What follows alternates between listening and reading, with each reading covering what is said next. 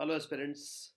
I welcome you all to Pathfinder. मैं आप सभी लोगों का पाथफाइंडर चैनल पर स्वागत करता हूं। दोस्तों, साइंस एंड टेक्नोलॉजी, विज्ञान एवं प्रौद्योगिकी की डिस्कशन हम लोग कर रहे हैं। लेक्चर नंबर 16 लेकर के मैं आपके सामने हाजिर हो चुका हूं। जो लोग पहली बार हमारे साथ जुड़े हैं, मैं बताना चाहता हूं दोस्तों, हम लोग साइंस एंड टेक्नोलॉजी के बेसिक्स को कवर कर रहे हैं, जिसमें इन डेप्थ इन डिटेल हम चीज़ों को पढ़ते हैं, समझते हैं, ताकि बेसिक साइंस एंड टेक्नोलॉजी के कवर हो पाए। इसी दिशा में हमारी पहली डिस्कशन, हमारा पहला लेक्चर जो है वो बेसिक सिलेबस को कवर करते हुए हमने स्पेस टेक्नोलॉजी से शुरुआत करी थी। स्पेस टेक्नोलॉजी के बाद planetary systems, biotechnology, nuclear technology, defence technology, इन सभी टॉपिक्स को हम एक एक करके कवर करेंगे दोस्तों। डिफेंस टेक्नोलॉजी की अगर हम बात करें तो आज डिफेंस टेक्नोलॉजी की हमारी लास्ट लेग ऑफ डिस्कशन है। यहाँ पर हम बात करेंगे सबमरीन्स की और रेडार टेक्नोलॉजी की। विस्तार पूर्वक इस विषय पे चर्चा करते हैं दोस्तों। मेरा नाम शुभम सरधालिया है। इस प्रेपरेशन जर्नी में मैं आपका एजुकेटर हूँ, आपका मेंटोर हूँ। बेस्ट ऑफ द एजुकेटर्स की गाइडेंस आपको मिलेगी सिर्फ और सिर्फ अन अकेडमी पर। अन अकेडमी के माध्यम से आप देश के टॉप एजुकेटर्स की गाइडेंस में सिविल सर्विसेज एग्जाम की तैयारी कर सकते हैं। इसके लिए आपको हिस्सा बनना है हमारे प्लस और आइकॉनिक कोर्सेज का। दोस्तों, आप एनरोल कर सकते हैं हमारे प्लस और आइकॉनिक कोर्सेज में using this code SAR10। Don't forget to use this code because this code will fetch you maximum possible discounts on all our courses. हमारे सभी कोर्सेज पर मैक्सिमम डिस्काउंट्स आपको मिलेंगे दोस्तों। आपके लिए एक्सपीडिशन बैच स्टार्ट हो रहा है, जो कि 2024 के एग्जाम के लिए टोटल इंग्लिश बैच रहने वाला है, जिसमें सिलेबस की कवरेज के साथ में will ensure the complete coverage of NCERTs and CSAT. This subjects will be taught by the top educators. It will include the test series for pre and mains. Again, it's starting on 19th of Jan. You have to use this code SAR10 and enroll with us.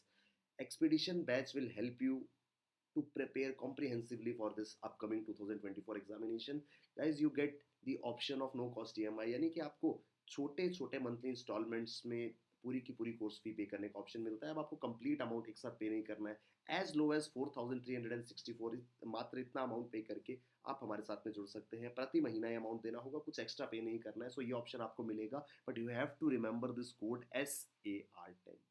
So guys, हम लोग defence technology की बात कर रहे थे। रक्षा प्रौद्योगिकी दो शब्दों से बनता है, रक्षा एवं प्रौद्योगिकी। रक्षा यानी कि देश की सुरक्षा, it's concerned, it deals with the security of the country, and technology, we have been talking about science and technology as a subject. So technology, प्रौद्योगिकी क्या होता है?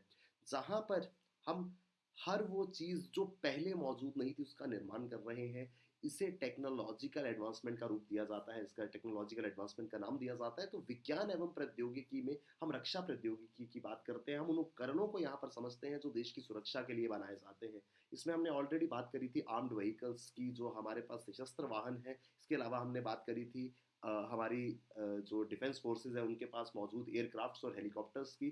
अब हम बात कर रहे हैं सबमरीन्स, पनडुब्बियों की। दोस्तों, पनडुब्बियां बहुत ही इंपॉर्टेंट है। हमने मिसाइल टेक्नोलॉजी की भी बात करी थी, कैसे अलग अलग मिसाइल्स बनाई जाती हैं जिससे देश की सुरक्षा को सुनिश्चित किया जाता है। आज का हमारा लेक्चर जो है वो सबमरीन्स के बारे में है। सबमरीन्स यानी कि पनडुब्बियां। सबमरीन क्या होता है दोस्तों? आई अज्यूम आपको मालूम है, लेकिन फिर भी हम एक बार बात करेंगे। एक वाहन है, एक व्हीकल है which is capable of travelling and operating under water. ये सक्षम है पानी के नीचे चलने और ऑपरेट करने में। ये लंबे समय तक पानी के नीचे रह सकता है। ये इस कैपेसिटी के साथ बनाया जाता है कि it is capable of renewing its own power and breathing air. ये अपने आप अपनी पावर जो है वो रीजनरेट करता है।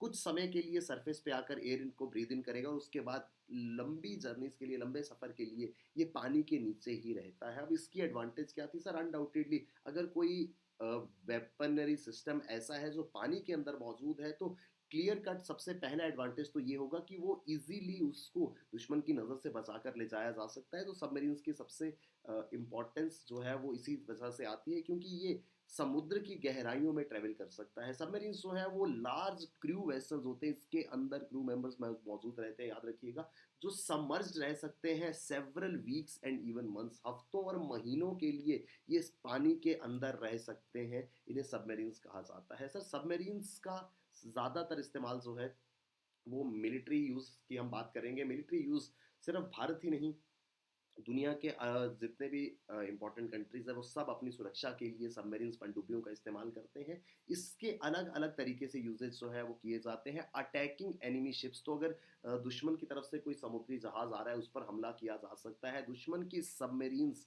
को इस निशाना बनाया जा सकता है। आपने शायद गाजी अटैक मूवी देखी होगी, वहाँ पर कुछ ऐसा ही था। पाकिस्तान की सबमरीन गाजी पर हमला किया था इंडियन सबमरीन राजपूत ने। हम अपने एयरक्राफ्ट कैरियर्स की जो एयरक्राफ्ट कैरियर्स हैं इनकी प्रोटेक्शन करते हैं। कुछ ऐसा ही हुआ था 1971 वॉर से जस्ट पहले, जब पाकिस्तान की ओर से भारत का एयरक्राफ्ट कैरियर विक्रांत जो है उसे निशाना बनाने की कोशिश की जा रही थी। ऐसे में जो इंडियन नेवल सबमरीन राजपूत थी उसने पाकिस्तान की गाजी सबमरीन को मार गिराया था। इन सबमरीन्स का इस्तेमाल होता है to create choking points for the enemy. समुद्र के मार्ग से अगर दुश्मन आप पर हमला करने के लिए आ रहा है तो उसके रास्ते की बाधा, उसके रास्ते को चोक किया जा सकता है। ज़मीनी टारगेट्स को निशाना बनाया जा सकता है क्योंकि ये बैलिस्टिक मिसाइल्स को कैरी कर सकते हैं। हमने बैलिस्टिक मिसाइल्स की बात करी थी।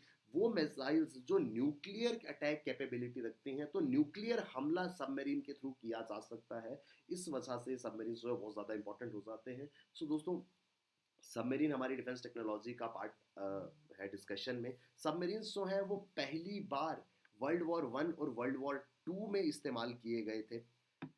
First world war and second world war, these were the times when submarines were used for the very first time. और उसके बाद से लेकर अब तक लगातार अलग अलग कंट्रीज जो है वो सबमरीन टेक्नोलॉजी को डेवलप करने में लगी हैं। भारत के पास जो सबमरीन टेक्नोलॉजी उसकी हम बात करेंगे दोस्तों, कुछ इस प्रकार की दिखती है सबमरीन। अगर हम इसका स्ट्रक्चर देखें तो एक मछली जैसा ये नज़र आता है और इसी वजह से ये आसानी से समुद्र की गहराइयों में मूव भी कर सकता है। वर्गीकरण की अगर हम बात करें, क्लासिफिकेशन ऑफ सबमरीन्स देखें तो सबमरीन्स हमारे पास दो प्रकार की हैं, डीजल इलेक्ट्रिक सबमरीन्स और nuclear powered attack submarine. Diesel electric submarine दोस्तों जैसे हमारे डीजल इंजन आदि ऑपरेट होते हैं, और न्यूक्लियर सबमरीन जहां पर ऊर्जा का स्रोत जो है वो न्यूक्लियर एनर्जी है। सर, डीजल इलेक्ट्रिक सबमरीन में क्या होता है, यहाँ पर डीजल की मदद से इलेक्ट्रिक मोटर्स को चलाया जाता है। जैसे किसी भी डीजल व्हीकल में या डीजल ट्रेन में होता है तो डीजल के माध्यम से मोटर्स चलाई जाती हैं जिससे इलेक्ट्रिसिटी जनरेट होती है और उससे ही फ्यूल के रूप में इस्तेमाल करके इस सबमरीन को जो है वो चलाया जाता है। फ्यूल के साथ साथ जितनी भी एनर्जी रिक्वायरमेंट्स हैं, क्योंकि लंबे समय तक ये समुद्र के अंदर रहेगी, वहाँ पर एयर प्रेशर को मेंटेन करना है, अंदर अलग अलग उपकरणों को चलाना है, जो क्रू मेंबर्स हैं उनके लिए एनर्जी रिक्वायरमेंट्स हैं, इन सभी चीज़ों को डीजल पावर से चलाया जाता है। यहाँ पर इन अब इसमें एक चीज़ आपको क्लियरली समझ आएगी, सर अब डीजल है तो आज नहीं, 2 महीने 10 दिन 15 दिन बाद कभी तो डीजल खत्म होगा। सो इसकी एक डिसएडवांटेज क्लियरली ये है कि सर डीजल फ्यूल रिफ्यूल करने के लिए सरफेस पे इसको आना पड़ता है, प्लस समय समय पर इसे एयर इनटेक की ज़रूरत पड़ती है, जिस वजह से थोड़े समय के बाद इसे सरफेस पे आना पड़ता है और इस वजह से इजीली डिटेक्ट हो सकती थी। So we had the submarine, लेकिन वो 100% हमारे रिक्वायरमेंट्स को फुलफिल नहीं कर पा रही थी क्योंकि बार बार सरफेस पे आना पड़ता था। एक बार भी अगर सबमरीन सरफेस पे आती है और किसी की नज़र में आ जाती है तो there is no purpose of having a submarine, क्योंकि they will get to know about it. इस वजह से we move towards an advance technology that is nuclear parts submarine. अब न्यूक्लियर पार्ट है तो अनडाउटेडली सर यहाँ पर ऊर्जा का स्रोत जो है वो न्यूक्लियर एनर्जी है, क्योंकि हम न्यूक्लियर टेक्नोलॉजी के बारे में पढ़ चुके हैं। वी ऑलरेडी नो कि सर जो न्यूक्लियर एनर्जी है वो एक छोटे से यूरेनियम के टुकड़े से लंबे समय तक एनर्जी हमें मिल सकती है। तो हम जो रेडियो एक्टिव मटेरियल्स हैं जिनसे न्यूक्लियर एनर्जी एक्सट्रैक्ट करना इजी है, उनका इस्तेमाल करते हुए इनको पावर देते हैं। They can operate under water almost indefinitely. Their endurance is limited only by the food supplies for the crew. So एक बार ये सबमरीन पानी के अंदर चला गया तो इसको ऊपर आने की ज़रूरत सिर्फ उसी केस में पड़ेगी अगर क्रू मेंबर्स के खाने की सामग्री जो है वो ख़त्म हो गई है। अदरवाइज ये लंबे समय तक इनडेफिनेटली भी पानी के अंदर रह सकती है। इस पे टैक्टिकल और स्ट्रेटेजिक वेपन्स लगाए जाते हैं जिन्हें टॉर्पीडोज कहा जाता है। टॉर्पीडोज एक प्रकार की मिसाइल्स है जो सबमरीन से निकलती हैं। इनमें anti ship cruise missiles, I hope now we know what are cruise missiles, जिनका डायरेक्शन और स्पीड हम उनकी ट्राजेक्ट्री में चेंज कर सकते हैं। इस पे लैंड अटैक क्रूज मिसाइल्स है। तो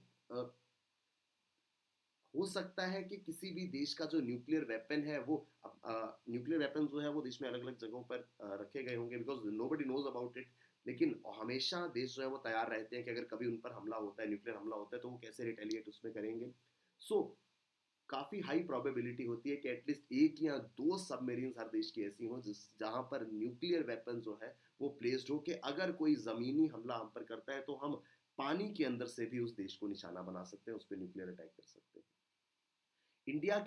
इंडिया दुनिया के 6 नेशंस में है जिनके पास न्यूक्लियर अटैक सबमरीन है। इसमें आता है US, UK, Russia, France and China. Bharat के पास आईएनएस चक्रा है जो कि रशिया से 2022 तक के लिए हमने लीज करी थी।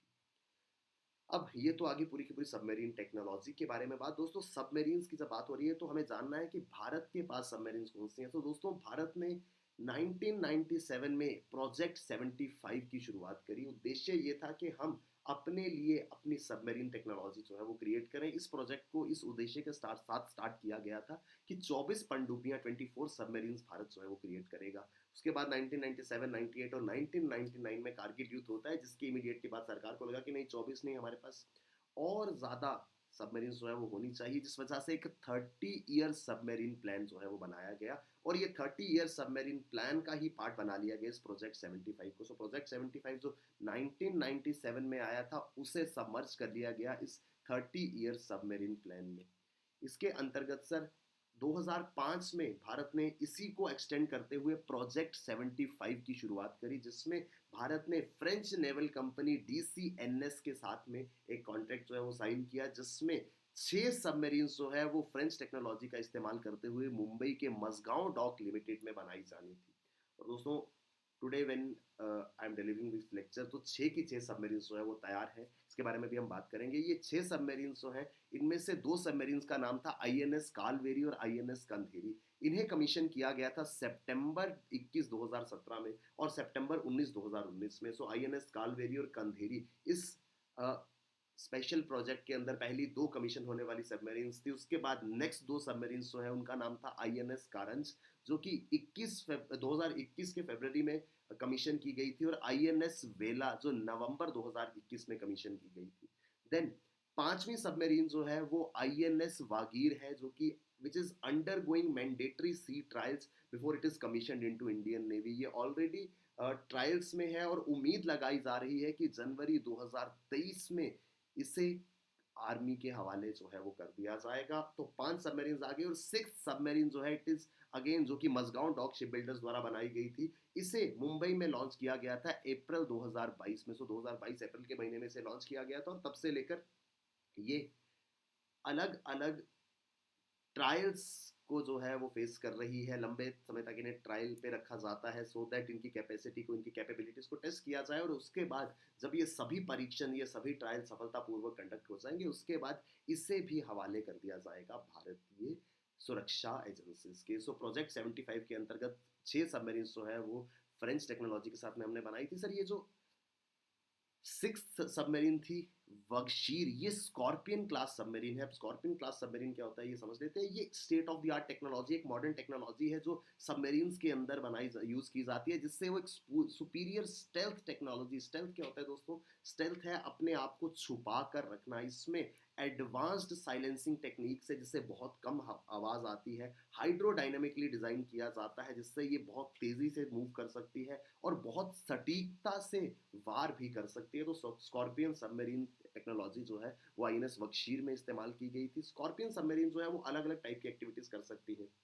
ये एंटी सरफेस वॉरफेयर, ये ज़मीन पर हमला कर सकती है, दूसरी सबमरीन पे हमला कर सकती है, इंटेलिजेंस गैदरिंग की काम करती है, माइन लेइंग और पूरे के पूरे इलाके की सर्वेलेंस का काम जो है वो स्कॉर्पियन क्लास सबमरीन्स कर सकती हैं। स्कॉर्पियन सबमरीन्स कुछ समय पहले काफ़ी ज़्यादा चर्चा का विषय बनी थी, क्योंकि एक ऑस्ट्रेलियन न्यूज़पेपर में स्कॉर्पियन सबमरीन्स की सीक्रेट इंफॉर्मेशन जो है वो पब्लिश हो गई थी। करीब 22,400 पेजेस की एक फाइल जो है वो लीक हो गई थी, जिसमें इन स्कॉर्पियन 6 की 6 स्कॉर्पियन सबमरीन्स की पूरी डिटेल थी कि कौन सी सबमरीन में क्या वेपन इस्तेमाल होता है, उसकी क्या कैपेसिटीज़ है। तो इस तरीके की चीज़ें जो है वो काफ़ी ज़्यादा घातक हो सकती हैं किसी देश की सुरक्षा के लिए। हम अपनी सुरक्षा को सुनिश्चित करने के लिए सबमरीन्स बना रहे हैं, और उन सबमरीन्स की क्या कैपेसिटी है, क्या कैपेबिलिटी है, वो ऑलरेडी अगर पब्लिक डोमेन में आ जाता है तो कोई भी उस कैपेसिटी को, उस कैपेबिलिटी को ईजिली हैम्पर कर सकता है। इस वजह से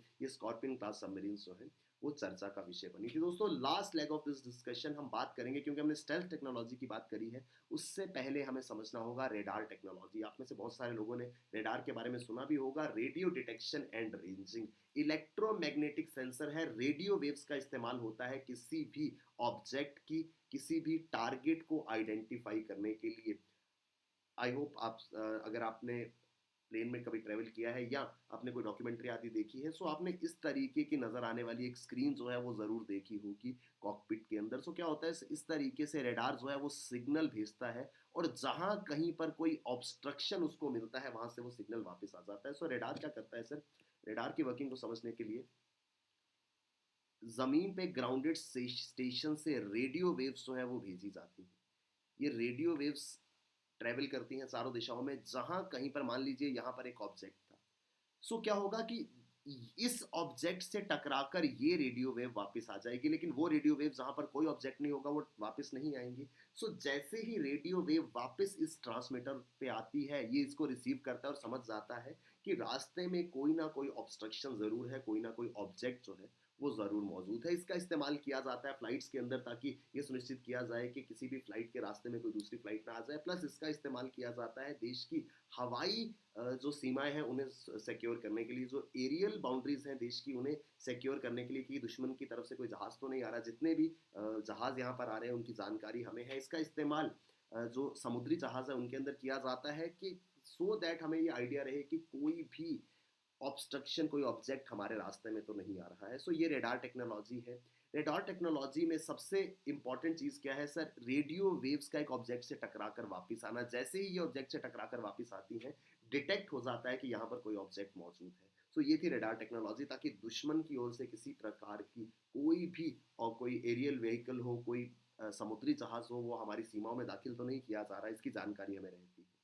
सो इससे हम इंडिविजुअल को, अगर कोई इंसान भी है उसका भी पता लगा सकते हैं, एयरक्राफ्ट्स का, शिप्स का, सबमरीन्स का, मिसाइल्स का, सैटेलाइट्स का, हर चीज़ का पता लगाया जा सकता है with the help of radar technology. So radar technology के साथ में we started moving towards this stealth technology. अब रेडार टेक्नोलॉजी में क्या होता था, हमें पता चलता था, लेकिन इसका एग्जैक्ट ऑपोजिट है। हम ऐसी टेक्नोलॉजी डेवलप करना चाहते थे जिससे हमारा कोई भी इक्विपमेंट हो उसकी जानकारी दुश्मन का ना पहुंचे। सो स्टेल्थ टेक्नोलॉजी क्या है, it is low observable technology. हम कुछ इस प्रकार के इक्विपमेंट्स बनाना चाहते थे कि सर वो रेडार से डिटेक्ट ना हो पाए। अब वो कैसे पॉसिबल था, मैंने आपको बताया कि रेडार टेक्नोलॉजी में सबसे इंपॉर्टेंट चीज़ क्या थी, एक ऑब्जेक्ट से टकराकर रेडियो वेव्स वापस इस रिसीवर पे आती थी।